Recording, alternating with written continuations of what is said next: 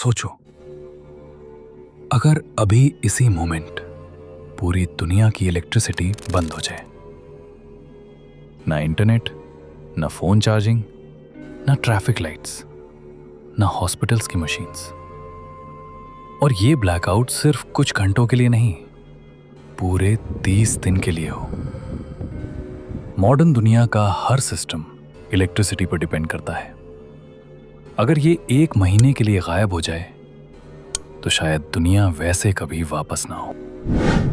Electricity जाते ही सबसे पहले सिटीज फ्रीज हो जाएंगी, ट्रैफिक लाइट्स बंद हो जाएंगी, मेट्रो ट्रेन्स टनल में रुक जाएंगी, एयरपोर्ट्स पर फ्लाइट्स डिले होने लगेंगे, स्काई स्क्रेपर्स के एलिवेटर्स बीच में ही अटक सकते हैं, और सबसे बड़ा इम्पैक्ट होगा कम्युनिकेशन सिस्टम्स पर।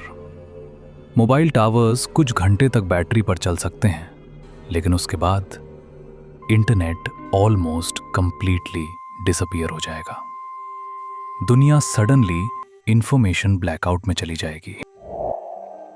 पहले 24 घंटों में सबसे डेंजरस सिचुएशन हॉस्पिटल्स में होगी। Ventilators, ICU machines, life support systems, ये सब इलेक्ट्रिसिटी पर डिपेंड करते हैं। हॉस्पिटल्स के पास इमरजेंसी जनरेटर होते हैं, लेकिन जनरेटर भी फ्यूल पर चलने वाले मशीन्स हैं, और फ्यूल हमेशा अनलिमिटेड नहीं होता। अगर ब्लैकआउट लंबा चला तो मेडिकल सिस्टम सीवियर प्रेशर में आ सकता है। अब शायद तुम सोच रहे होगे, सोलर पैनल्स तो हैं, फिर प्रॉब्लम क्या है? सच ये है कि दुनिया के ज्यादातर सोलर सिस्टम्स ग्रिड टाइड होते हैं।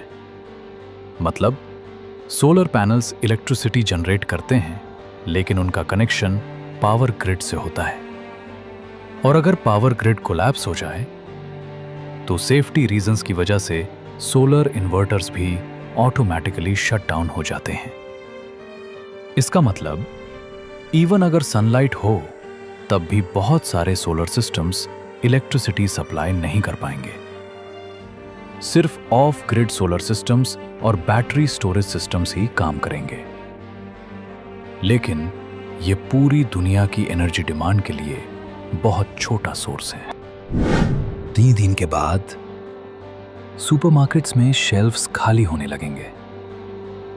रेफ्रिजरेटर बंद होने की वजह से मिल्क खराब हो जाएगा, मीट स्पॉइल हो जाएगा, फ्रोजन फूड मेल्ट हो जाएगा।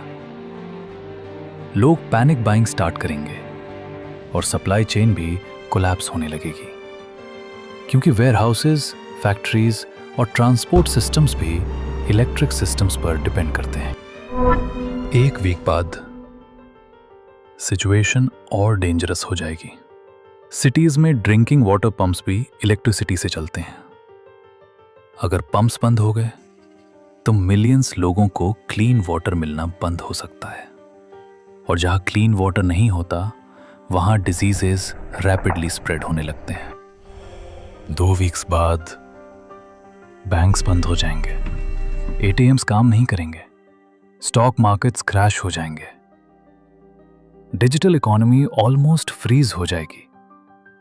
लोग कैश यूज करना शुरू करेंगे, लेकिन बहुत जगह पर कैश भी खत्म हो जाएगा। ग्लोबल ट्रेड रुक सकता है। 3 वीक्स बाद लॉ एंड ऑर्डर ब्रेक होने लगता है।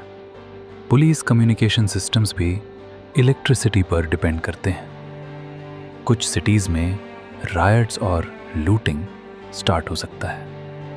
हिस्ट्री में स्मॉल स्केल ब्लैकआउट्स में भी ऐसा हो चुका है, लेकिन ग्लोबल ब्लैकआउट में सिचुएशन और भी ज़्यादा सीरियस हो सकती है। लेकिन ह्यूमंस की एक अमेजिंग एबिलिटी है अडैप्ट करना। लोग कैंडल और फायर यूज करेंगे, लोकल फार्मिंग स्टार्ट होगी, कम्युनिटीज एक दूसरे की हेल्प करना स्टार्ट करेंगी, सिविलाइजेशन धीरे धीरे न्यू सिस्टम्स डेवलप करेगी, और फिर एग्जैक्टली 1 महीने बाद इलेक्ट्रिसिटी वापस आ जाए। लाइट्स फिर से जलने लगती हैं, इंटरनेट रिटर्न हो जाता है, सिटीज स्लोली नॉर्मल होने लगती हैं, लेकिन दुनिया अब वो नहीं होगी जो पहले थी, क्योंकि सिर्फ 30 दिन का ग्लोबल ब्लैकआउट ह्यूमन सिविलाइजेशन को दिखा देगा कि हम कितने ज्यादा इलेक्ट्रिसिटी पर डिपेंडेंट हो चुके हैं। सोचो, अगर सच में पूरी दुनिया की इलेक्ट्रिसिटी एक महीने के लिए गायब हो जाए, तो क्या तुम और तुम्हारी फैमिली इस सिचुएशन में सरवाइव कर पाओगे? आज के वर्ल्ड में जहां हर तरफ टेंशन और वॉर्स चल रहे हैं, कभी कभी ये सिनेरियो सिर्फ इमेजिनेशन नहीं, एक पॉसिबल सिचुएशन भी लगने लगता है। अगर तुम्हें ऐसे साइंस और व्हाट इफ सिनेरियोस पसंद हैं, तो वीडियो को लाइक जरूर करो और द कॉस्मिक फाइल्स चैनल को सब्सक्राइब करना मत भूलना और बेल आइकन को ऑल पर सेट कर देना, ताकि जब नेक्स्ट एपिसोड आए तो तुम उसे मिस ना करो।